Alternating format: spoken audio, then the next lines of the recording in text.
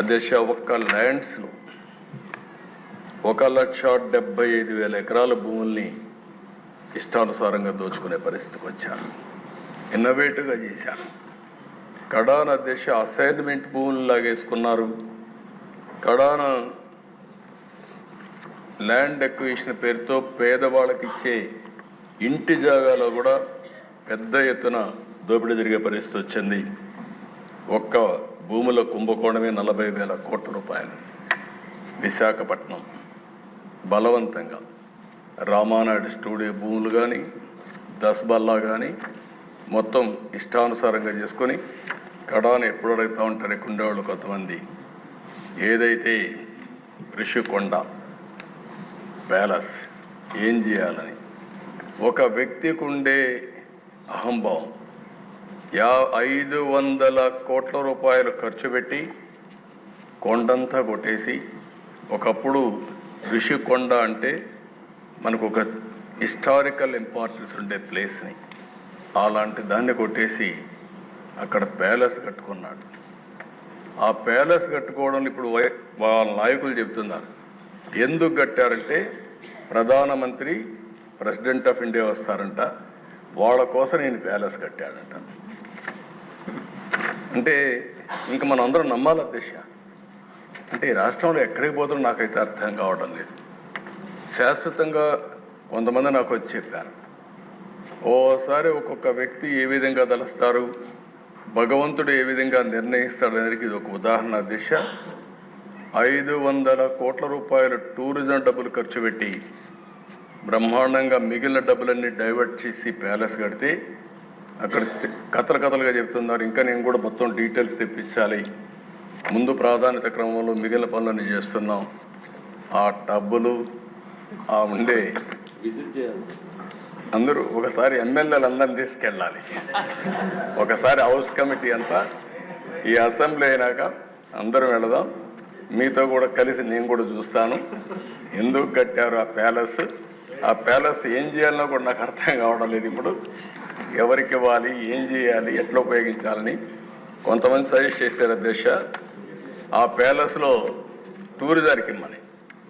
టూరిజానికి ఇస్తే ఎంత డబ్బులు అవుతుందో నాకు తెలియదు, కాబట్టి దానిపైన కూడా మీరు సూచనలు ఇవ్వాలి. ఇక్కడ కూడా ప్రజావేదిక కూల్చేశారు. ఆ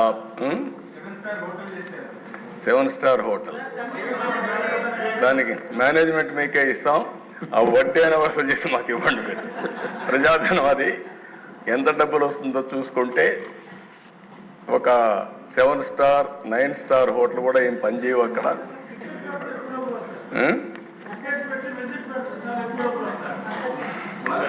ఆ ఓనర్షిప్ మీకే ఇస్తాం, చేసి మాకు వసూలు చేసి ఇవ్వండి.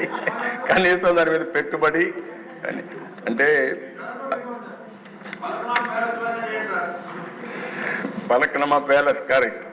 పలక్నమా ప్యాలెస్ కూడా కొన్ని రోజులు పెట్టారు, తర్వాత టాటా తీసుకున్నారు, ఎందుకంటే ఓల్డ్ ప్యాలెస్ కాబట్టి. ఏదేమైనా అది కూడా నేనే అప్పట్లో దోహదం చేశాం, ప్రజలకు ఉపయోగపడుతుందని. మీరు కూడా ఆలోచించండి. 2 విషయాలు నాకు సజెషన్స్ ఇచ్చారు. ప్రజావేదిక కూల్చారు, అక్కడ డెబ్రిస్ కూడా తీయలేదు. అందరూ చెప్పింది తీయద్దండి, ఇక్కడి నుంచే అమరావతి కక్షగా అభివృద్ధి చేయడానికి ముందుకు పోదాం, ఇది ఇట్లే ఉండాలని చెప్పారు. తప్పకుండా అట్లే పెట్టడానికి ప్రయత్నం చేస్తాం. ఇది కూడా ఋషికొండ మీద ఉండే ప్యాలెస్ని ఏం చేయాలో మీరు కూడా ఆలోచించండి. దాన్ని కూడా శాశ్వతంగా మనం ఏం చేయాలో ప్రజలకు కూడా పెట్టే పరిస్థితిని చేద్దాం. అంటే ఆ దిశ ఇది చూసిన తర్వాత ఒక విద్యుత్ రంగంలో 1,29,000 కోట్ల రూపాయల అప్పులున్నాయి.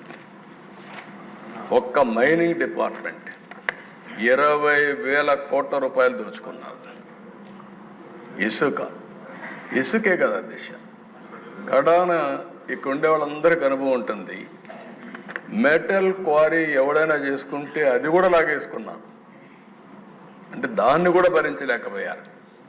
ఎవరైనా సరే ఇసుక దోపిడీ జరుగుతూ ఉంది అని రోడ్డు మీదకి వస్తే ఇంటి వద్దనే వాళ్ళందరినీ నిర్బంధించి పోలీస్ కాపలాలు పెట్టే పరిస్థితి వచ్చారు అధ్యక్ష.